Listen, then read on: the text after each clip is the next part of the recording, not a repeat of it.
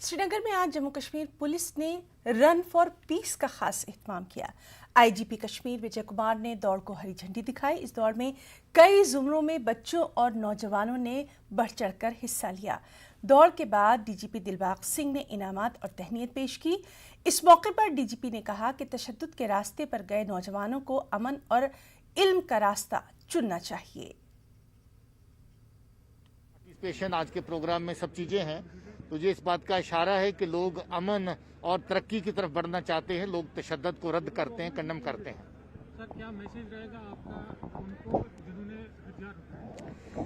हमारा मैसेज यही रहेगा कि आप लोग अपने माँ बाप के खिलाफ, अपने समाज के खिलाफ, अपने लोगों के खिलाफ काम कर रहे हैं।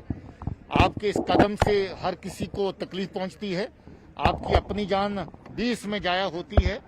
मैं यही कहना चाहता हूं कि हथियार उठाने की जगह, जैसा कि पहले ऑनरेबल होम मिनिस्टर साहब आए थे, उनका पैगाम था कि हाथ में पत्थर या गोली या बंदूक की जगह हाथ में किताब। मेरी पोजीशन 5th आई और मैं प्राइज जीता 3000। हमें बहुत मजा आ रहा है और हम यहाँ पे बराबर 6 बजे आए थे, निकले थे घर से। ऐसा होना चाहिए आगे। Well, it was a very good event. We all tried our best, and then some got medals, got cash, and then it was very exciting.